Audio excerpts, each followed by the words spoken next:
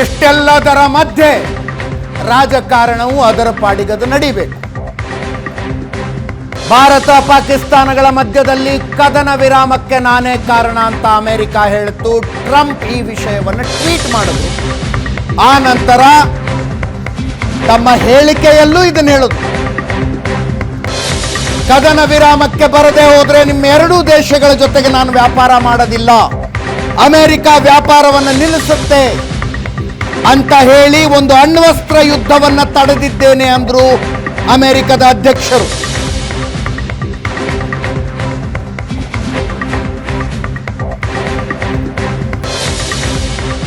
ಪಾಕಿಸ್ತಾನದ ಡಿಜಿಎಂಒ ಮನವಿಯ ಮೇರೆಗೆ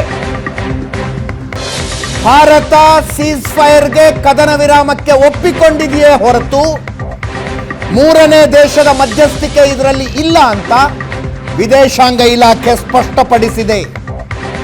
ಆದರೆ ವಿಪಕ್ಷಗಳ ನಾಯಕರು ಮೋದಿ ಯಾಕೆ ಈ ವಿಷಯ ಮಾತಾಡ್ತಿಲ್ಲ ಅಂತ ಕೇಳ್ತಾನೆ ಇದ್ದಾರೆ. ಕಪಿಲ್ ಸಿಬಲ್ ಮಾತಾಡಿದ್ದಾರೆ, ಕೇಳಿಸ್ಕೊಳ್ಳಿ.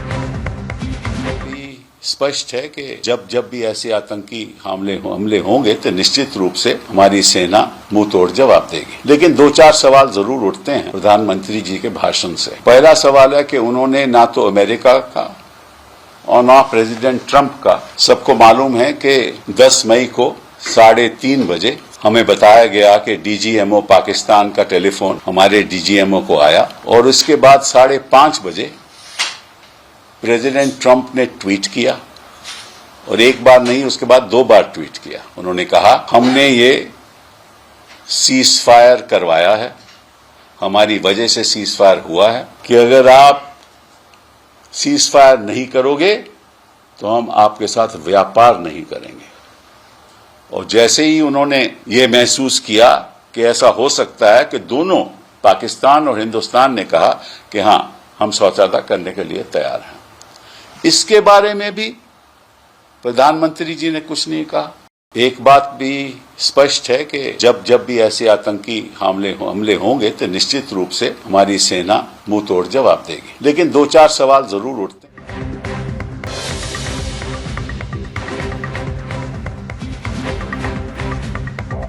ನನ್ನ ಕೊಲೀಗ್ ಪ್ರಶಾಂತ್ ನಾಥ್ ನ್ಯೂಸ್ ಡೆಸ್ಕ್ನಿಂದ ಲೈವ್ನಲ್ಲಿದ್ದಾರೆ. ಪ್ರಶಾಂತ್, ಅಮೆರಿಕದ ಒತ್ತಡದ ಮುಂದೆ ಭಾರತ ಮಂಡಿ ಊರ್ತು ಅನ್ನುವ ನರೇಶನ್ ಬಿಲ್ಡಿಂಗ್ನ ಭಾಗ ಇದು. ಯುದ್ಧ ನಡೆಯುತ್ತೆ, ಕಾರ್ಯಾಚರಣೆಗಳು ನಡೀತವೆ, ರಾಜಕಾರಣವೂ ನಡೀಬೇಕು. ಪ್ರಧಾನಿ ನರೇಂದ್ರ ಮೋದಿಯವರು ನಿನ್ನೆ ಯಾಕೆ ತಮ್ಮ ಭಾಷಣದಲ್ಲಿ ಈ ವಿಷಯ ಸ್ಪಷ್ಟಪಡಿಸಲಿಲ್ಲ ಅಂತ ಪ್ರಶ್ನೆ ವಿಪಕ್ಷಗಳದ್ದು. ಅದೇ ವಿಪಕ್ಷಗಳು ಕೇಳ್ತಿರ್ತಕ್ಕಂಥ ಪ್ರಶ್ನೆಗೆ ಒಂದು ಲಾಜಿಕ್ ಇದೆ, ಅದರಲ್ಲೇನು ಪ್ರಶ್ನೆನೇ ಇಲ್ಲ. ಯಾಕಂದರೆ ಡೊನಾಲ್ಡ್ ಟ್ರಂಪ್ ಮಾಡಿರ್ತಕ್ಕಂಥ ಟ್ವೀಟ್ ಇಡೀ ಭಾರತದ ಫಾರಿನ್ ಪಾಲಿಸಿಯ ಒಂದು ಪರಂಪರೆ ಏನಿತ್ತು ಅದನ್ನು ಪ್ರಶ್ನೆ ಮಾಡುವ ರೀತಿಯಲ್ಲಿ ಇದೆ. ಯಾಕಂದರೆ ಪಂಡಿತ್ ನೆಹರು ಕಾಲದಿಂದಲೂ ನಾವು 2 ಸಂಗತಿಗಳನ್ನು ಸ್ಪಷ್ಟವಾಗಿ ಹೇಳಿದ್ವಿ. ಒಂದು ನೋಡಿ, ವಿಶ್ವಸಂಸ್ಥೆಗೆ ಅದು ಹೋಗಿದ್ದು ಕೂಡ ವ್ಯಾಪಕ ಟೀಕೆಗೊಳಗಾಗಿತ್ತು. ಹೌದು, ವಿಶ್ವಸಂಸ್ಥೆಯ ಮಧ್ಯಸ್ಥಿಕೆಗೂ ನಾವು ತಯಾರಿರಲಿಲ್ಲ. ಇಂದಿರಾ ಗಾಂಧಿ ಕಾಲದಲ್ಲಿ ಒಂದು ಅಲಿಪ್ತ ನೀತಿ, ಇನ್ನೊಂದು ಈ ರೀತಿ ಯಾವುದೇ ಮಧ್ಯಸ್ಥಿಕೆಗೆ ನಾವು ತಯಾರಿಲ್ಲ ಅಂತಕ್ಕಂಥದ್ದು. ಮೊದಲ ಬಾರಿ ಡೊನಾಲ್ಡ್ ಟ್ರಂಪ್ ಈ ರೀತಿಯ ಟ್ವೀಟನ್ನು ಮಾಡುವುದರ ಮುಖಾಂತರ ಅವರು ಅನೇಕ ಬಾರಿ ಹೇಳಿದ್ದಾರೆ, ನಾನು ಭಾರತ ಮತ್ತು ಪಾಕಿಸ್ತಾನದ ಮಧ್ಯೆ ಶಾಂತಿಯ ಪ್ರಸ್ತಾವನೆಗೆ ಮಾತುಕತೆ ನಡೆಸ್ತೀನಿ ಅಂತಕ್ಕಂಥ. ಅದು 1000 ವರ್ಷಗಳ ಹಿಂದಿನ ಕಾಶ್ಮೀರ ಸಮಸ್ಯೆಯ ಬಗ್ಗೆ ಅಂತ. ಆದರೆ ಭಾರತ ಅದನ್ನು ರಿಫ್ಯೂಟ್ ಮಾಡ್ತಾ ಇತ್ತು, ಅಂತ ಪ್ರಯತ್ನ ನಡೆದಿರಲಿಲ್ಲ. ಆದರೆ ಈ ಬಾರಿ ಡೊನಾಲ್ಡ್ ಟ್ರಂಪ್ರ ಟ್ವೀಟ್ ಏನಿತ್ತು, ಇಡೀ ರಾತ್ರಿ ನಾವು ಭಾರತ ಮತ್ತು ಪಾಕಿಸ್ತಾನದ ಮಧ್ಯೆ ಮಾತುಕತೆಗೆ ಮಧ್ಯಸ್ಥಿಕೆಯನ್ನು ವಹಿಸಿದ್ವಿ, ನ್ಯೂಕ್ಲಿಯರ್ ಕಾರಣದಿಂದಾಗ ನಮಗೊಂದು ರೀತಿಯ ಹೆದರಿಕೆ ಇತ್ತು, ನಾವು ಟ್ರೇಡ್ ಮಾಡಲ್ಲ ಅಂತಕ್ಕಂಥದ್ದನ್ನು ಹೇಳಿದ್ವಿ. ಈ ಟ್ವೀಟ್ ಸಾಕಷ್ಟು ಪ್ರಶ್ನೆಗಳನ್ನು ಹುಟ್ಟಾಕತ್ತೆ. ವಿಪಕ್ಷಗಳು ಪ್ರಶ್ನೆ ಕೇಳೋದ್ರಲ್ಲಿ ತಪ್ಪಿಲ್ಲ. ಆದರೆ ನಿನ್ನೆ ಪ್ರಧಾನಮಂತ್ರಿ ನರೇಂದ್ರ ಮೋದಿ ಅವರ ಭಾಷಣದಲ್ಲಿ ಅವರು ಒಂದು ಅಂಶವನ್ನು, ಯಾವುದೇ ಒಬ್ಬ ಭಾರತದ ಪ್ರಧಾನಿ ಅಮೆರಿಕನ್ ರಾಷ್ಟ್ರಾಧ್ಯಕ್ಷರು ಟ್ವೀಟನ್ನು ಸರಿ ಮಾಡಲಿಲ್ಲ ಅಂತಕ್ಕಂಥದ್ದನ್ನು ಹೇಳೋಕ್ಕಾಗಲ್ಲ, ಅದು ಇನ್ಫಾರ್ಮಲ್ ಟಾಕ್ಸಲ್ಲಿ ಹೇಳ್ಬೋದು. ಆದರೆ ಒಂದು ಅಂಶ ಪ್ರಧಾನಮಂತ್ರಿ ಮೋದಿ ಸ್ಪಷ್ಟಪಡಿಸಿದರು, DGMO ಆಫ್ ಪಾಕಿಸ್ತಾನ್ ಭಾರತದ DGMOಗೆ 3:55 ಕಾಲ್ ಮಾಡಿದರು.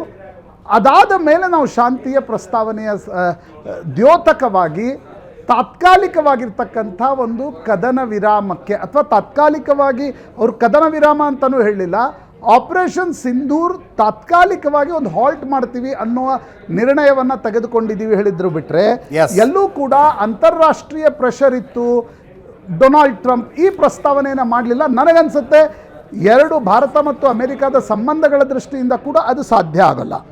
ಇನ್ನೊಂದು, ಇವತ್ತು ವಿದೇಶಾಂಗ ಇಲಾಖೆಯ ಮೂಲಗಳು ಹೇಳ್ತಾ ಇವೆ ಏನೇನು ನಡೀತು ಆಂತರಿಕವಾಗಿ ಅನ್ನೋದನ್ನು ನೋಡಿದಾಗ, ಮೇ 9ಕ್ಕೆ American vice president JD Vance ಪ್ರಧಾನಮಂತ್ರಿ ನರೇಂದ್ರ ಮೋದಿಗೆ ಫೋನ್ ಮಾಡ್ತಾರೆ. ಮೇ 8 ಮತ್ತು 10ಕ್ಕೆ ಸೆಕ್ರೆಟರಿ ಆಫ್ ಸ್ಟೇಟ್ ಆ್ಯಂಡ್ ಹಂಗಾಮಿ ಅಲ್ಲಿನ national security adviser Michael Rubio ಏನಿದ್ದಾರೆ, ಅವರು ವಿದೇಶಾಂಗ ಸಚಿವ ಎಸ್ ಜೈಶಂಕರ್ ಜೊತೆ 2 ಬಾರಿ ಮಾತುಕತೆ ನಡೆಸ್ತಾರೆ. ಮೇ 10ಕ್ಕೆ national security adviser Ajit Doval Rubio ಜೊತೆ ಮಾತನಾಡ್ತಾರೆ. ಏನೇನೆಲ್ಲ ನಡೆದಿದೆ ಅಂತಕ್ಕಂಥದ್ದನ್ನು ಅವರಿಗೆ ರಾಜತಾಂತ್ರಿಕ ಭಾಷೆಯಲ್ಲಿ ತಿಳಿಸ್ತಕ್ಕಂಥ ಪ್ರಯತ್ನವನ್ನು ಮಾಡ್ತಾರೆ. ಈ ಯಾವುದೇ ಮಾತುಕತೆಯಲ್ಲಿ ಟ್ರೇಡ್ನ ವಿಷಯ, ನ್ಯೂಕ್ಲಿಯರ್ನ ವಿಷಯ ಮತ್ತು ಮಧ್ಯಸ್ಥಿಕೆ ನಡೆದಿಲ್ಲ ಅಂತಕ್ಕಂಥದ್ದನ್ನು ಭಾರತದ ವಿದೇಶಾಂಗ ಇಲಾಖೆ ಸ್ಪಷ್ಟವಾಗಿ ಹೇಳ್ತಾ ಇದೆ. ಬಟ್ ನ್ಯಾಚುರಲಿ ಪಾಲಿಟಿಕ್ಸ್ ನಡೆಯುತ್ತೆ. ಹಿಂದೆ ಕಾಂಗ್ರೆಸ್ ಅಧಿಕಾರದಲ್ಲಿದ್ದಾಗ BJP ಕೂಡ ಈ ರೀತಿ ಟೀಕೆ ಮಾಡ್ತಾ ಇತ್ತು. Yes. BJP ಅಧಿಕಾರದಲ್ಲಿದ್ದಾಗ ವಿಪಕ್ಷಗಳು ಟೀಕೆ ಮಾಡ್ತಾ ಇವೆ. Ajit. Yes, thank you Prashant ನಿಮ್ಮ ಎಲ್ಲ ಮಾಹಿತಿಗೆ.